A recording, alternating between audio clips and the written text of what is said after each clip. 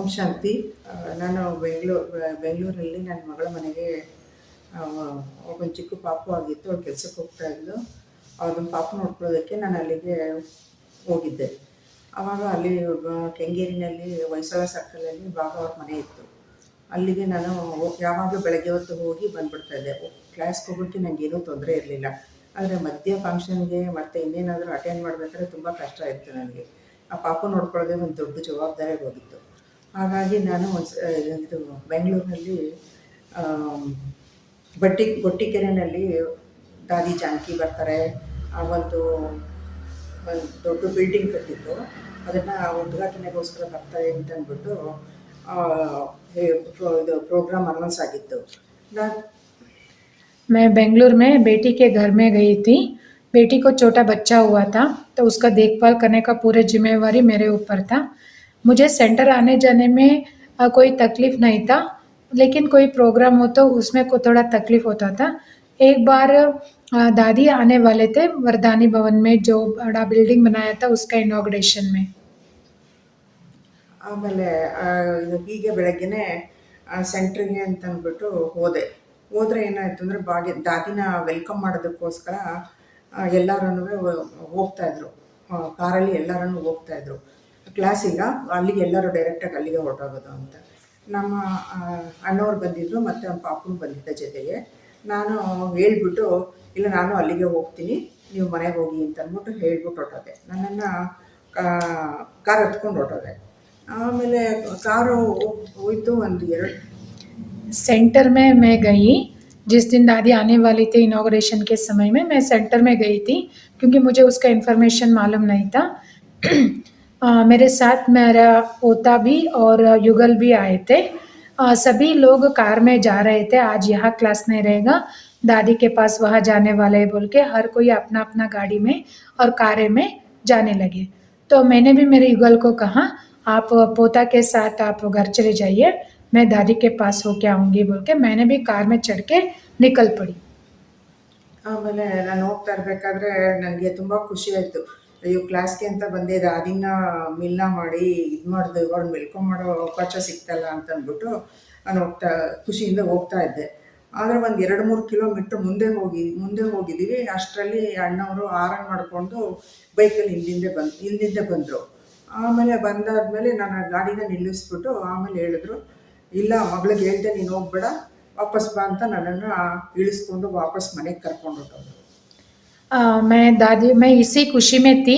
Car में तो चल पड़ी और 2-3 किलोमीटर की दूरी में हम जा ही रहे थे. मन में बहुत खुशी था कि मैं क्लास के लिए आई, लेकिन मुझे दादी से मिलने का मौका मिल रहा है, दादी को वेलकम करने का चांस मुझे भी मिल रहा है. ऐसा सोच के मैं बहुत खुशी में जा रही थी. लेकिन वही 2-3 किलोमीटर की दूरी के अंदर ही हमारे गाड़ी के पीछे बाइक में मेरे युगल आ ही रहे थे और कार को रोका और मुझे बोला, आप बेटी के परमिशन के बिना आप जा नहीं सकते हो, आप मेरे साथ वापस आ जाओ, कार से उतर जाओ, ऐसा बोल के उतार लिया और मुझे वापस लेके चले गया. ಆಮೇಲೆ ನಾನು ಮನೆಗೆ ಹೋದ್ಮೇಲೆ ತುಂಬ ಬೇಜಾರಾಯಿತು ನನಗೆ. ದಾದಿಗೆ ಸಿಗೋದಕ್ಕೆ ಒಂದು ಅವಕಾಶ ಸಿಕ್ಕಿತ್ತು, ಅದನ್ನು ಕಳ್ಕೊಂಡ್ಬಿಟ್ವೆ. ಇನ್ನು ನಾಳೆಗೆ ರೆಗ್ಯುಲರ್ ಇದಿಲ್ಲ, ರಜಾ ಇಲ್ಲ, ಇನ್ನು ಫಂಕ್ಷನ್ ಮನೇಲೇ ಇರ್ತಾಳೆ, ನನ್ನನ್ನು ಕಳ್ಸಕ್ಕೆ ಬಿಡ್ತಾಳು ಅಂತ ತುಂಬ ಬೇಜಾರು ಮಾಡ್ಕೊಂಡು ಬಾಬುಂಗೆ ಹೇಳ್ತಾಯಿದ್ದೆ. ಬಾಬಾ ನೀನು ಇದು ಒಂದು ಅಷ್ಟು ದಾದಿ ಅಲ್ಲಿಂದ ಮಧುಬನಿಂದ ಬರ್ತಾರೆ, ಅವ್ರನ್ನ ಮಿಲ್ಲ ಮಾಡೋಕ್ಕೂ ನನಗೆ ಅದೃಷ್ಟ ಅಲ್ವ ಅಂತ ತುಂಬ ಬೇಜಾರು ಮಾಡಿಕೊಂಡು ಬಾಬುಂಗೆ ಹೇಳ್ಕೊಂಡು ನನಗೆ ನಾನೇ ಸುಮ್ಮನೆ ಹಾಕಿಬಿಟ್ಟಿದ್ದೆ. ಆಮೇಲೆ घर आने के बाद बेटी का तो बिहेवियर मुझे मालूम था, तो कल से तो उसको रेगुलर छुट्टी भी नहीं था. आज तो छुट्टी था, आज ही नहीं भेजी. तो एक मौका मिला था दादी को रिसीव करने का, वेलकम करने का, मिलने का. तो क्या होगा, ये इतना गोल्डन अपॉर्चुनिटी मेरा मिस हो जाएगा बोल के मुझे मन में बहुत दुख हो रहा था और बाबा को कंटिन्यूस बोल ही रही थी. ಆಮೇಲೆ ಮಾರನೇ ದಿನ ಏನು ಮಾಡಿದ್ರು, ಅದು ಈಗ ಬಾಬಾ ಏನು ಮಾಡಿದ್ರು, ಅಣ್ಣವ್ರ ಹತ್ರ ಪರ್ಮಿಷನ್ ಕೊಡಿಸಿದ್ರು. ಅಣ್ಣವ್ರ ಹತ್ರ ಪರ್ಮಿಷನ್ ಕೊಟ್ಬಿಟ್ಟು ಅವರೇ ನಡಿ ನಿನಗೆ ಕರ್ಕೊಂಡೋಗಿ ಬಿಡ್ತೀನಿ ನಾನು ಅಂತಂದ್ಬಿಟ್ಟು ಮತ್ತೆ ಸೆಂಟ್ರ್ ಹತ್ರ ಬಂದು, ಅಲ್ಲಿ ಸೆಂಟ್ರ್ ಹತ್ರ ಯಾರೂ ಹೋಗ್ತಾ ಇರಲಿಲ್ಲ. ಅಲ್ಲಿಗೆ ಆದ್ರೂ ಹೋಗೋಣ ಅಂತಂದ್ಬಿಟ್ಟು ಸೆಂಟ್ರ್ ಹತ್ರ ಹೋದ್ವು. ಆದರೆ ಹೋಗೋರೆಲ್ಲ ಮೊದಲೇ ಹೊರಟೋಗ್ಬಿಟ್ಟಿದ್ರು.